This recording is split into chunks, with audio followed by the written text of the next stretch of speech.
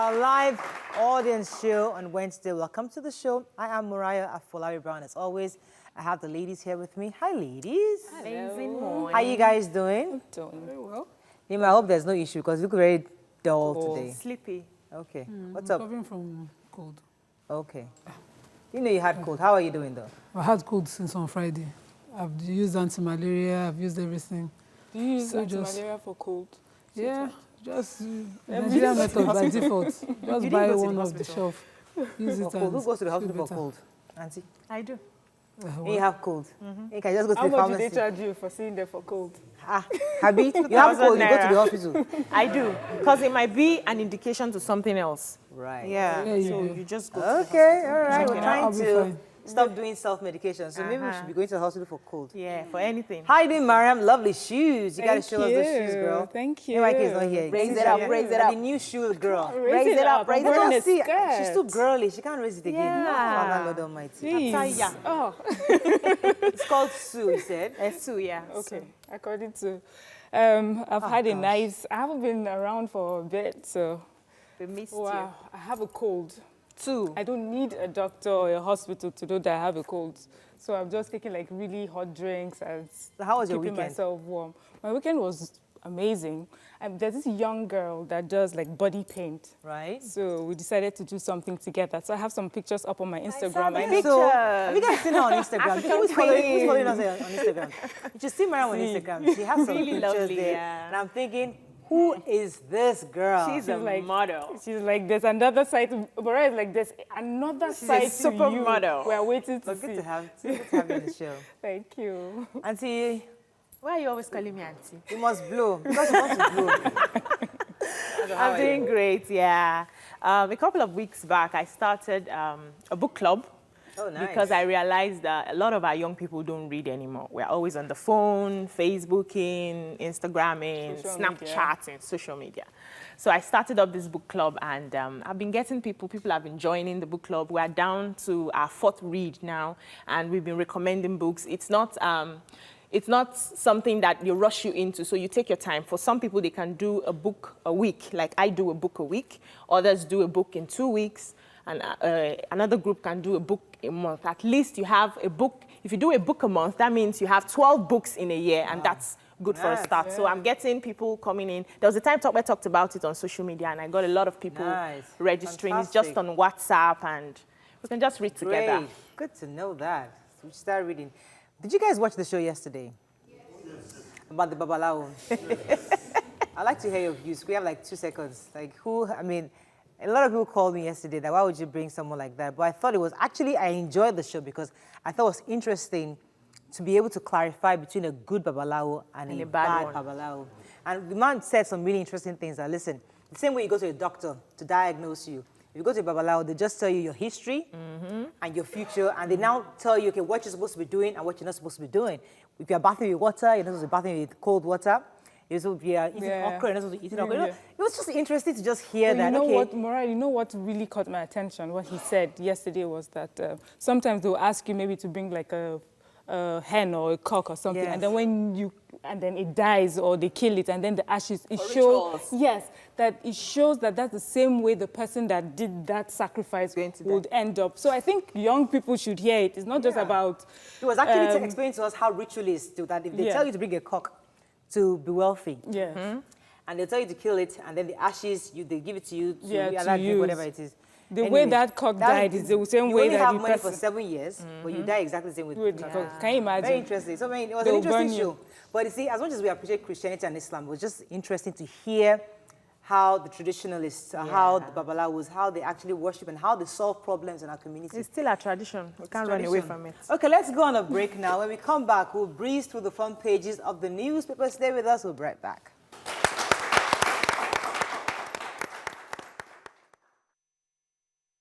We're going to start with a punch. Nigeria, home to highest number of world's very poor people, says UK Prime Minister. Youths lynch undergraduate for crushing admission seeker to death. Federal government seeks World Bank, Bill Gates support to fund NHIS. Restructuring Afenifere Ijo, TVU's Flay Oshimbajo. Presidential Declaration Cup kills as FCTA stops Kwakanso from using Eagle Square. Electricity consumers lodged over 100,000 complaints in 3 months, says NERC. Jang declares presidential bid, promises to restructure Nigeria. And Leah's audio has strengthened our hope, says father. Okay, let's start with the human interest. This young boy that was lynched. Yes. So a HND2 student at the Osun State Polytechnic crushed an 18-year-old to death. She was just coming back from after her exams post-UME, and she was crushed to death. According to the residents in the area, they said the young man actually killed 4 people within that time. So he was running from security officials, and he ran into 2 other guys on a bike, killed them. Also, he hit a woman wearing puda. Someone driving? Yes, driving a Camry. Hit someone wearing puda and the young girl of 18. But the police is saying that he killed only that girl that wrote the post-UME. Yes. Yeah. So the mob got angry and killed him. So investigations are ongoing now. This jungle justice we keep talking about. Self-help. Something happens and suddenly you feel that it's time to take revenge on yourself. We should stop this self-help thing. There was a story I wanted to take. The vice president was talking in Minnesota, saying that we need World Bank and Bill Gates support with our budget to fund our health budget, especially because what we have can never be enough. And I think you understand that NHIS, as the National Insurance Scheme, is the basic of the basic. Once you can strengthen the NHIS, we can pay doctors. We can then, when you pay doctors properly, they can then treat the patients. So if we can sort out the NHIS, and he needs the Bill Gates Foundation, so that's where I will quickly take it and add the Adeosun story in other papers where she stopped the NHIS from investing about 25 million into. So that's the problem for me. We have some funds, we must be ready to put our monies where our mouth is. Right. Grants and aids are good, but a lot of times they cripple us. We can't continue to be begging. But if we look at our budget, our health budget is so small. We should invest in what is most important. That is one of the things that are most important. Right now, health, education, health, moral health is one of the basics. But the bill for the election if we could just merge it with what the Prime Minister of Britain was saying. And we'll take that in another story. Moving on now to The Nation. Oduahom, Marwa, others joined Buhari at APC caucus meeting. 5,000 Osun youths trained in ICT graduate. Similar to what we're talking about today, because interesting, I looked at the picture and most of them are men. Finance Minister stops NHIS from investing 25 billion, you talked about that. While Lagos port is congested by Oshimbajo, and suspected cultists kill ex-Ibadan police CSO. Who has that story? Okay, so the CSO for Ibadan Poli was involved in crippling cultist activities in the school. And so they suspected his death was because of that. He was led to his house, followed to his house, pursued to his house by some cult guys. They shot at him and, macheted him and made sure he died because of that. The style of killing is very, very cultic in style. And so that's what they're suspecting, but everything is under investigations. They're hoping to get. And I should say it's trained young people, which is good. 5,000 young people have graduated from ICT. Great stuff, It's good to know that things are happening. Hope it's not just how to boot and reboot computer. Well, thank you. Daily Sun. Nigerians extremely poor, says British Prime Minister. Says 87 million live on less than $2 per day. I think she actually said 90 cents, about 90 cents. $1.90. IPOB declares sit at home for Nnamdi Kanu. 2019 polls, INEC adjusts budget to 143 billion. Bianca Ojuku's widow joins Anambra South senatorial race. Nice. 2019 presidency declaration. FG denies Kwakonso use of Eagle Square. And Buhari, Tinubu, Akpabio, Oduahon, APC leaders meet on primaries and others. So Bianca Ojukwu has declared her ambition to run for the senatorial seat in one of the zones in her state.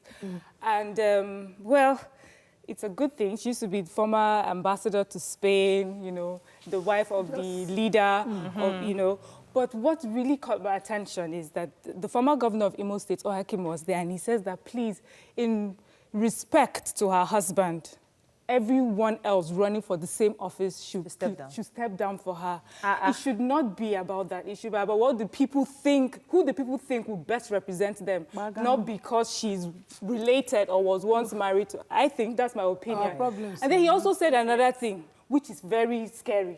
He said she's not a human being, she's a spirit. Oh, Chineke. Father, Lord Almighty. Yes, so You know, she's I was not having an a ordinary conversation- human being, she's a spirit. I was having a was- conversation with, I think it was Akerele, Toyosi Akerele. And she said something very profound. She said that when you have a PVC, we are all asking young people to get PVCs, but PVC can actually be detrimental to us because young people, can you trust these people with the PVCs they hold? Can you trust the kind of leaders they vote in? Because if somebody is telling you that the reason why you should vote for somebody is because, she's the wife to somebody, or she's this, or she's a That's spirit. some respect. Now, can I trust you to decide objectively who is competent enough to take that position? Because you have all been almost bamboozled into this thinking. So it's always so interesting to understand that, yes, we're asking people to get PVCs, but People should make informed you must be able votes. to choose who you want and not let anybody influence you. I was actually interested in this story, the major headline about but we'll take it in Vanguard, the British Prime Minister. Let's talk about, let's go to Vanguard. Most of the world's very poor people are Nigerian, says UK's Prime Minister. And this is an interesting picture. There's an illustration here in Vanguard that tells you how poverty had risen from 1980 at 6.2%, 4.2 million people. Up until now, we have about 87 million, that's 44% of our population, poor people. Only God knows when Leah Sheribus will be released, says presidency. That's Femi Adesina speaking. Afenifere blasts Osinbajo over restructuring comments. I pose as prostitute to get victims. Lagos madwoman caught with human parts and corpse.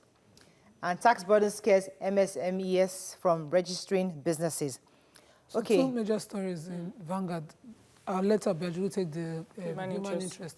But the Prime Minister of Britain visiting was speaking in South Africa saying that we had 87 million Nigerians under poverty. And some people still have the courage to even deny that. The indices are clear. We have insecurity, we have unrest, civil unrest all around the country. And we have a lot of IDPs. So when you put all those factors together, you can get 87 million people. Don't dispute the figures. That's not the issue. What we should be looking at is how to control this. First of all, take care of security issues. And we settle these people. When they get back to their places, they can fend for themselves. Right now, people are migrating from Cameroon into Taraba. I saw the documentary on TVC this morning.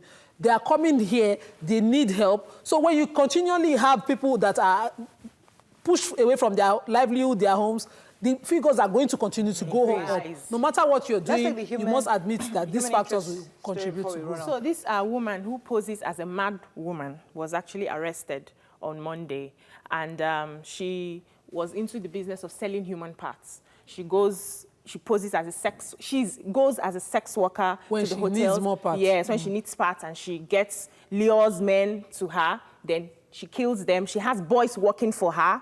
They found a couple of dollars. The area is Selenisa Bridge, along Ijaniki Badagry Expressway. Yes. That's an area. She's not the first found along that area. Yeah, so it's not the first time. And she's been there for 9 years. That is not the first time it's happening. So to hear that she operated for 9 long years, a lot of people would have gotten missing on their way. You know, people going to Seme pass through that road.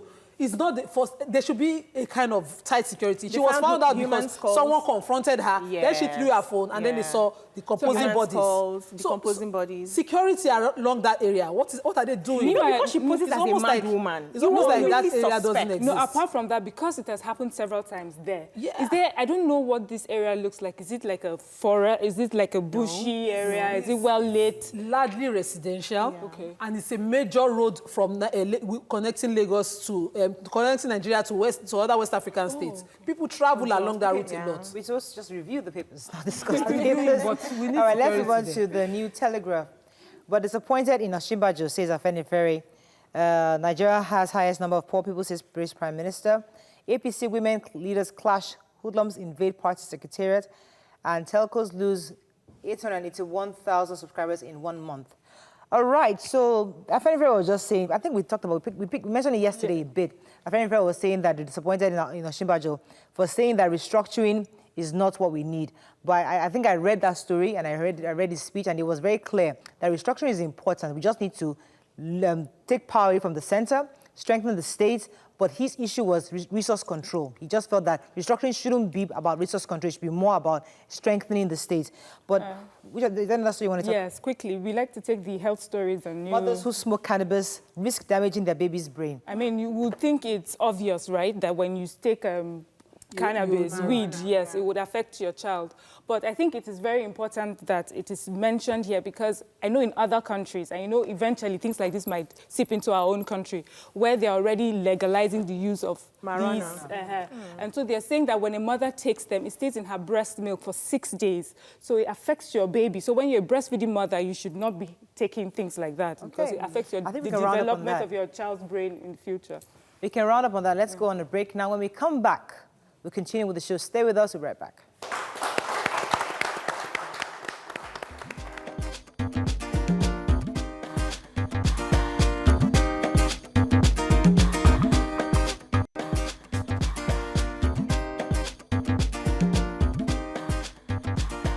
Welcome back to Your View. So thanks for staying with us again in continuation of our series on Independence Day awards by Duffel Premier Foods, the makers of Indomie noodles. Today in the studio we have a brilliant 14-year-old boy who constructed an incubator for hatching eggs. Welcome with us, Joel Clement. Good to have you on the show. So, in Kaduna, you created an incubator for hatching eggs. Yes, ma'am.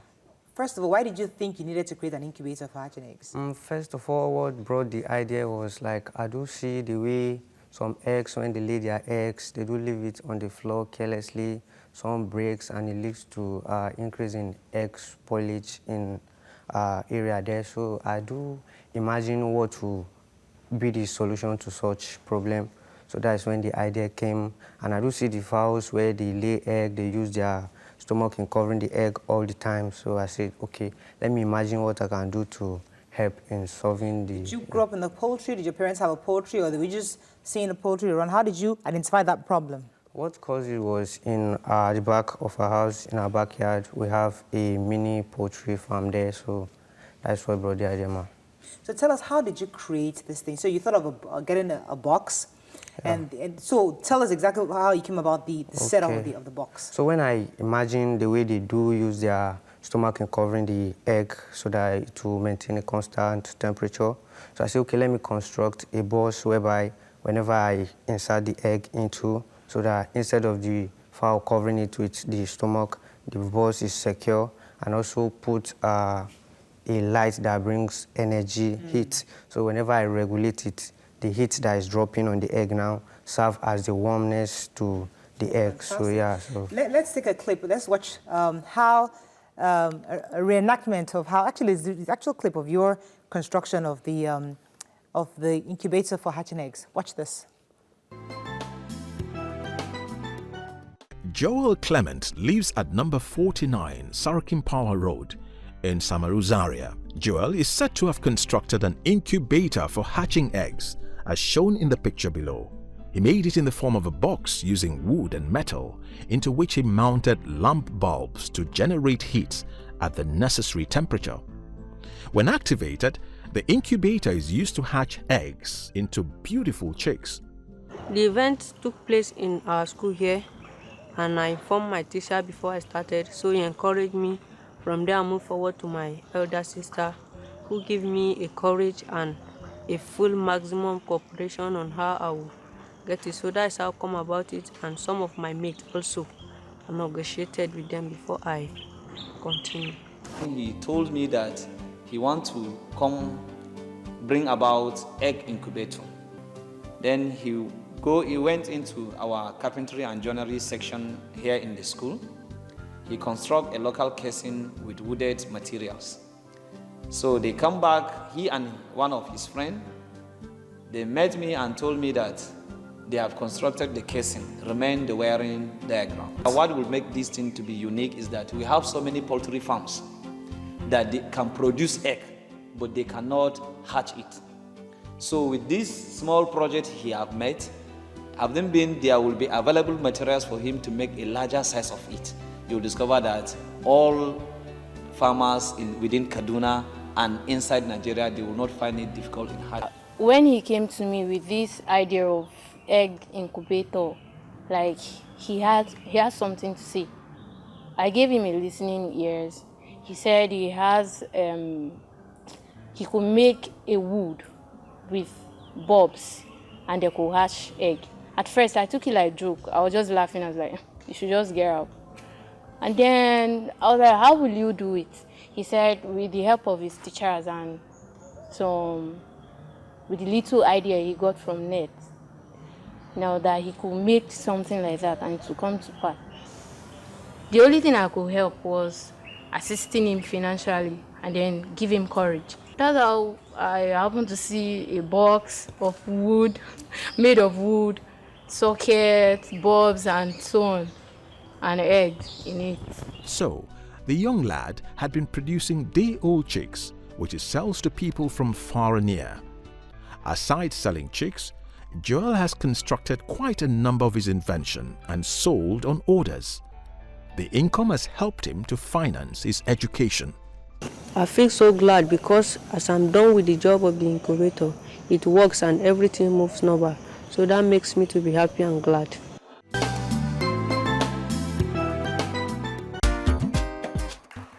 So, Joel is a businessman. Let me come to your sister, Sarah. Sarah, so you're an investor in this business. How much did you invest since you're a stakeholder? Sarah, Well, go ahead. Well, I don't have much. At first, it was a small construction. So the total money we used then was 20,000 naira. Wow. And then at the point, my uncle asked him to make something like that for him. And he did. But that one, I wasn't the one that financed it. So it was my Fantastic. uncle. So how much do you charge per? Now it's a business, obviously. Yes, people come to you and ask you to make incubators for their eggs. Yes, ma'am. How much do you charge? Normally, I do charge based on the size you want. If it is one that is somehow portable, if it is the one that is in a stationary place. So it's based on how it is. There are type of 10,000 naira, 15, 20, based on how you want it. That is how I do. And this money has helped you. Yes. So how did Indomie discover you? At first, it was in my school. So one morning that way, some few ladies came in, and I don't know what they actually came for. So they were asking of, is there anything, because the school there is more of a technical activities where they invent different type of machines and different things. So they came in asking if they have any bravery student here. So that is how they got to give them my name, and I explained what I did. Yes, ma'am. How do your parents feel? What were the reactions to this? Yeah, when they heard I won the Indomie, they were happy. Though it was only my sister that was aware of all this because they stayed in Port Harcourt while me and my sister school in Kaduna there. So they were happy when they heard the news that I won such award.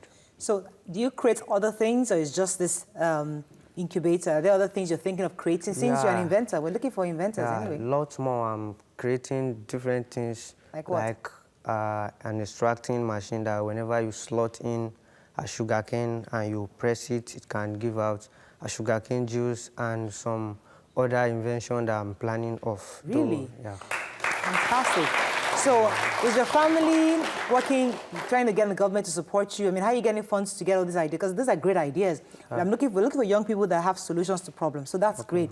But are you getting the government's involvement to assist, to get some assistance? Though the money I do use in all this comes from my parents and also my sister here. But I'm not sure if the government is aware of all these things, apart from the Indomie that gave me a token of money. That was 2017, that helped me in my school and in different area of my life. Where do you currently reside right now? Where do you live? Presently now, I reside in Kaduna because I do school in a boarding house there in Kaduna. So whenever the gifts break, I come back to Zaria with my sister where she schooled in ABU Zaria.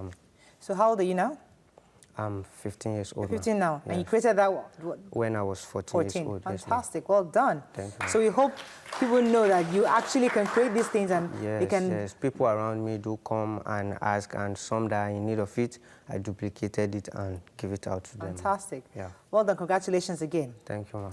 So if you know any child that deserves recognition for any heroic act in 3 categories, social, we've seen physical last week, we've seen intellectual today with Joel, because he's smart and he's been able to create solutions to some of our problems. He hopes to create something to help for sugarcane, right? For sustainable development, ma'am. So if you know any young person, please, if you're a guardian, send their names and details to heroesofnigeria.com. Indomie is still looking for entries. I think there are awards in October. So if you know anybody who deserves recognition, kindly send their names and details to heroesofnigeria.com. That's all we can take on this segment. Thank you so much, Joel, for joining us on the segment. Thank you. We're going to a great break now. When we come back, women in information technology, and how do we empower ourselves as women? Stay with us. We'll be right back.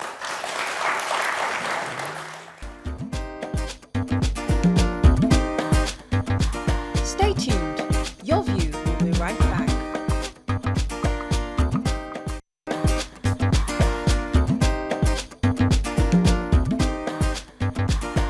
Welcome back to Your View.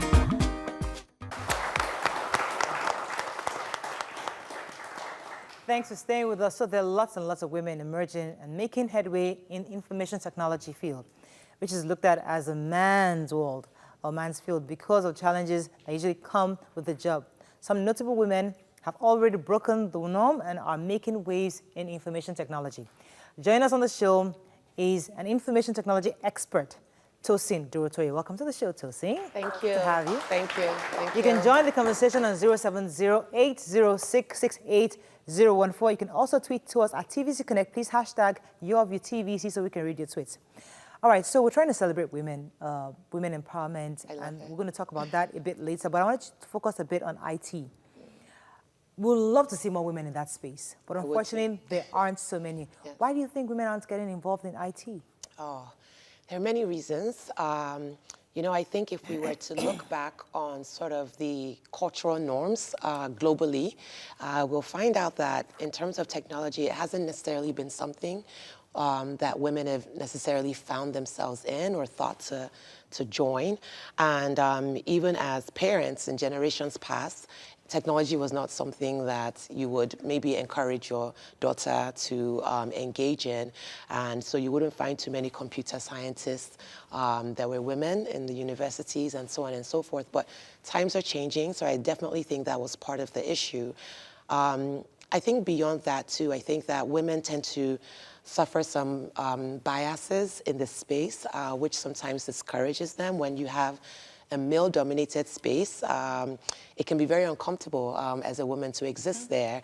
And so if you're not encouraging other women to join you, then you have less women on the playing field.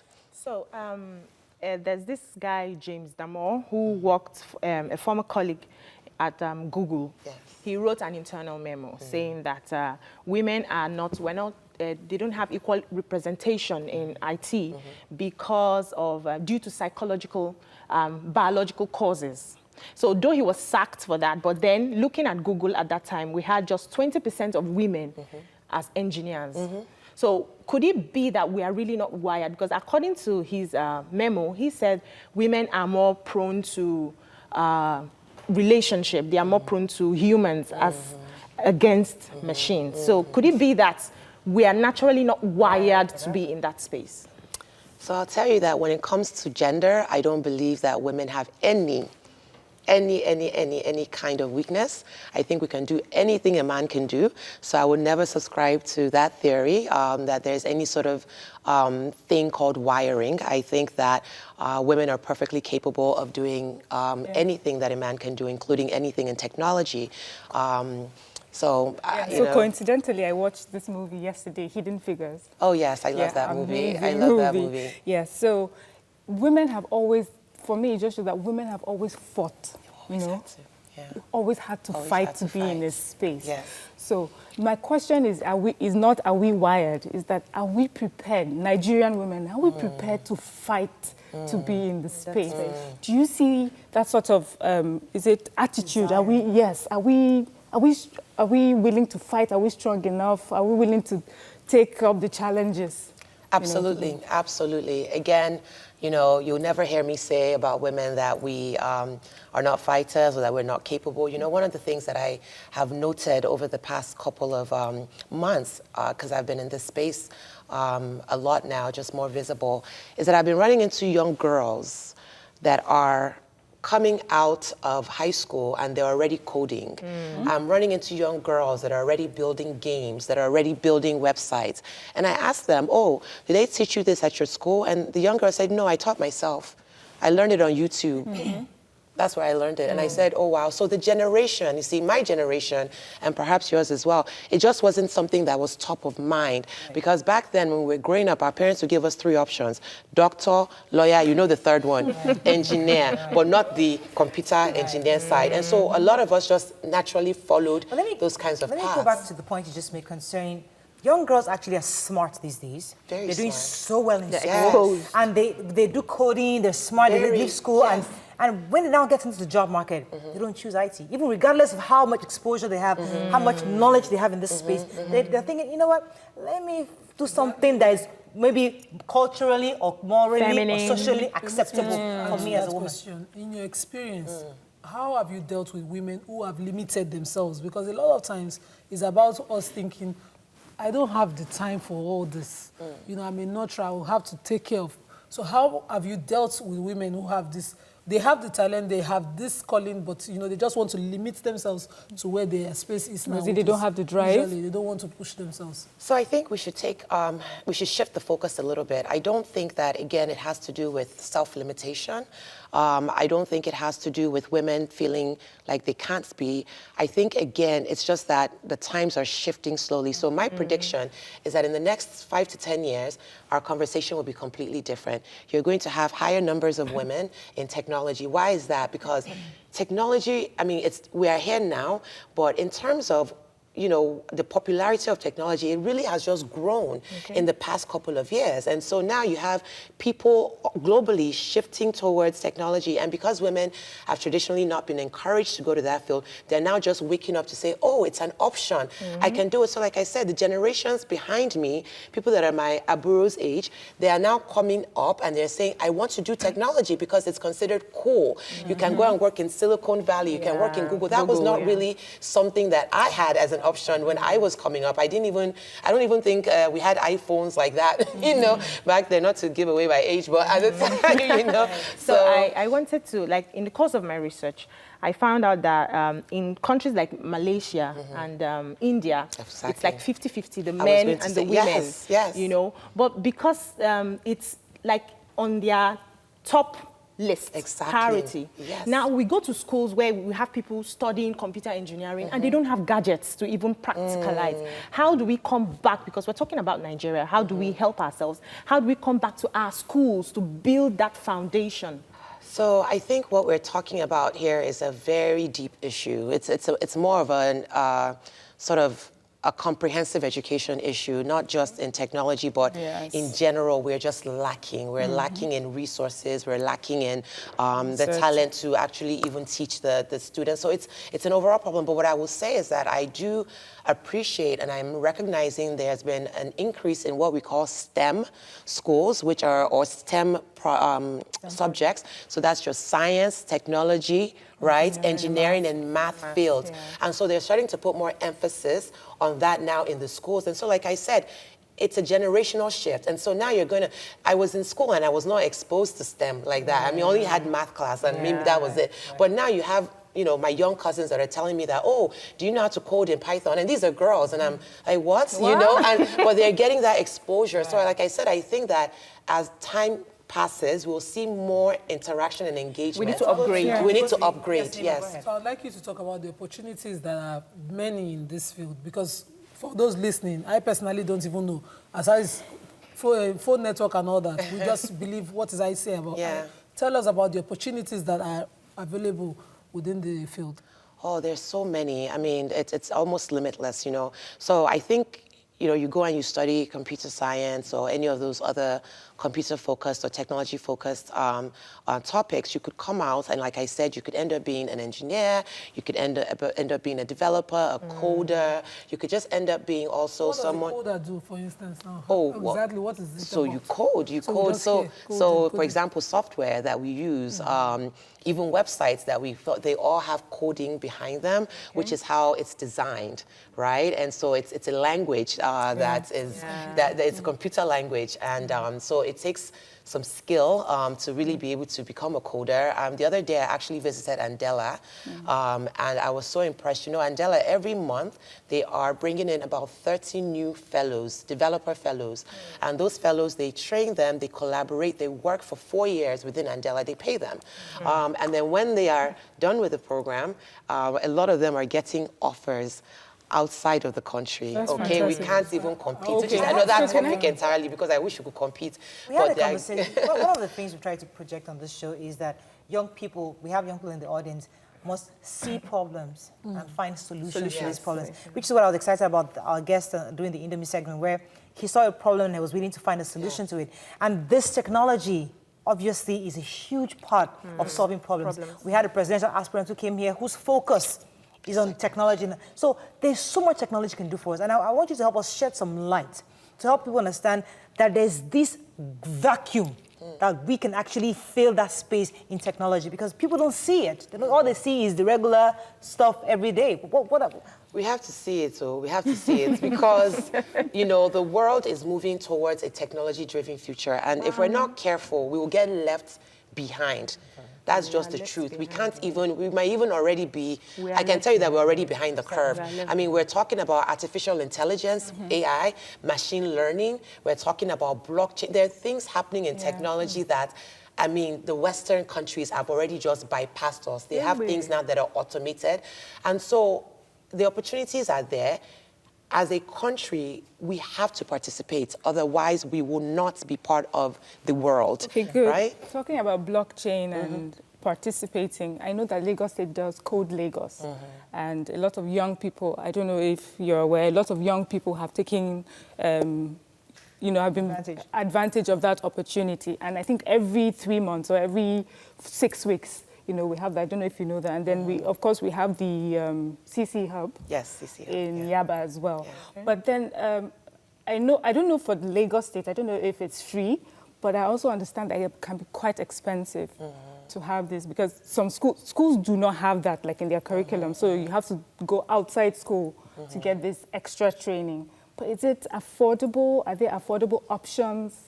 So that's why I brought up the Andela option. You don't pay, you're a fellow. You're a fellow, so you apply, you're interviewed, and you know that the other day I actually read a story about a security guard at Andela that is now a developer. Wow. Within 2 years, he went from security guard opening gates to now developing and writing code. Oh my God. Yes. Someone like that, He applied to the program, and the thing is that they have obviously an interview process that you go through. But even when I visited them this past week, they told me that, do you know that it's not even a prerequisite for you to have a college degree? They were telling me that they had a young lady that has trained herself using YouTube. She just learned some things, and then when she wanted to apply, they interviewed her. They saw that she had the competency, maybe not the degree, but and they accepted her to the program. So now she's going to be in that 4-year program for free. They pay a salary to them. Wow. And that's why Andela is such a big deal. What is important for me now is how we sell this to the people who want to blow through other means. Yes. This is a blowing, this is a way to blow. Because we didn't know this existed. We can get children who are not exactly entertainment inclined to focus here, and they will actually blow. It's rewarding enough. It's rewarding. How do we get the teeming population of youth now who are on their phone doing other things to focus here and see the opportunities here? I think it's part of what we're doing today, right? So I think talking about it, promoting it, exposing them to it and saying, oh, you know, just like how, like I said, my parents back then, it was lawyer, doctor, engineer, civil engineer type of thing. Now you can start saying, okay, lawyer, doctor, but also you can do technology, also you can be a developer. So I think it's about exposing them. And like I said, the school systems too are starting to move towards STEM. And so encouraging your daughters, for example, to say, you know what, it's fine, go and explore that. You find that some of them will be so in love with it that they will naturally want to go to school. I have at least 3 mentees now that are just passionate, and they're girls, young girls, that have taught themselves. So this next generation is going to be a complete shift. They're on fire. Let's go on a quick break. When we come back, we'll continue our conversation on the opportunities available, because we need young people to understand what the opportunities are in this ICT space. Stay with us, we'll be right back.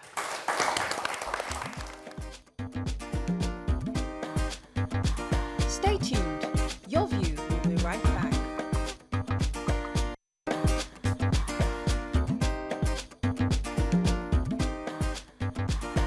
Welcome back to Your View.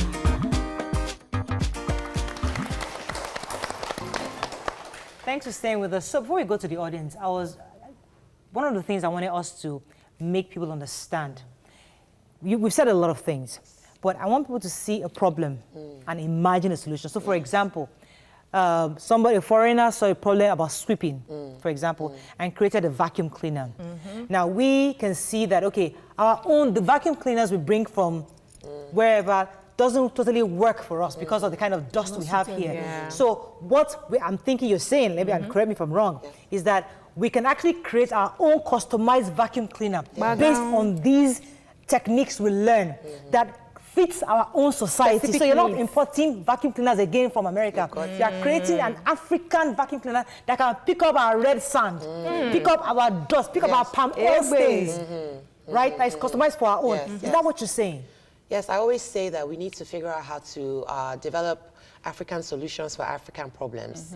Right? So our problems are unique, our environment is unique. So in technology, it doesn't always work that you can just take something that you saw in the abroad and just carry it here and it will just work. You have to always adjust for your market, always, and figure out exactly what the issue is that you're trying to address. Let me come to the audience. We have a comment or question. Go ahead, please, sir.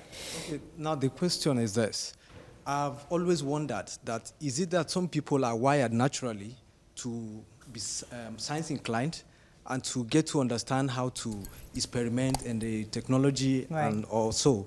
Or is it that it's something that when you're determined, you can actually make a breakthrough? Because some of us, I can give a short example. The other time, 2 years ago, an uncle of mine approached me. He stays in abroad. He said there's an opening in Andela, because the moment she said Andela, it occurred to my mind. He said, I want you to apply. I want you to see what they are doing. You go to a boot camp and all that. He told me that I had a mixed feeling. Rather than being excited, I became nervous because all my life I've never been science inclined. So thank you for that comment, because a lot of young people have been told, oh, you are arts, oh, you are lawyer, oh, you are this, you are science. And that's what he's saying. Is it natural or just anybody can do it? You know, I have to say that I think it's important to stay true to what you are passionate about. So not everything is for everybody. That's just the bottom line, you know. And so it's not to say that you are incapable or that you're not able to do, but it may just be that your interests and what comes naturally to you may not be science related. Just like some people are artists, some people like to write, others don't. Some people like to do math all day long, others don't. So it's really up to your own personal passion. No one should feel forced. And I think, as you know, when I talk to the parents, you know, I think we need to let our children start to explore and let them follow their own path without saying, this is what you must do. You must go and get this degree, which is something that, you know, a lot of parents do with good intentions. Everyone is coding, but you must not push. If your child is not interested in coding, that's okay. But the key, I think, is to introduce it to them, to say it's an option. Maybe you should explore it, and then if you don't like it, that's fine. We'll explore something else. Let me take this call from Ikorodu. Morning, are you there? Thanks for calling. Hello? Go ahead. Go ahead, please. Hello? Go ahead, you're live. Go ahead, please. Good morning. Morning. Okay, first of all, I think women should be equal. We should not be treated like... You know, the man said women are not wired in for computer technology. He did not say women are not capable. Women might not be. Some women don't have interest in computer technology. Doesn't mean they cannot do it. They are capable for it, but they are not wired to it. For example, I don't have interest in computer, but doesn't mean I can't do it. So women should not see men as pushing them to do what they don't want to do. Thank you very Women much. have their own. Let me take this comment from the audience. Go ahead, please. Go ahead. Okay, mine is this. Why is that each time they want to train women on stuffs, they teach them how to bake, how to fry one thing or the other? They should look beyond that. They should look into just what you're saying now. It's okay for women, web designing and other stuff that will push them. Okay, let me let you make address them that. forward.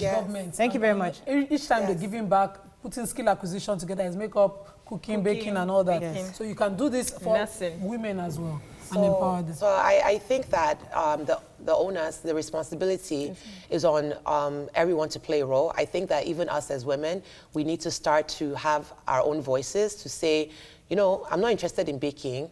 I actually want to go and learn finance. I'm not interested in sewing. I want to go and learn coding. I mean, you should feel that you have the voice to say that and to no longer engage in programs that maybe make us look like that's all we're able to do. And so I think when we as women start to also stand up and also, you know, elevate ourselves in terms of what we can do, there'll be a shift. People will start to respect our own, what we bring to the table. All right, so I've heard that coding is a language of the future, because you were just saying to, you know, the viewer here who says that, what if you're not science inclined? And I thought coding was a lot more than that, that wherever you find yourself, eventually you need to learn the language, so the form that, you know, some form of coding. So is it really about being science inclined or just wanting to have solutions, or, you know, you have solutions to problems that you face?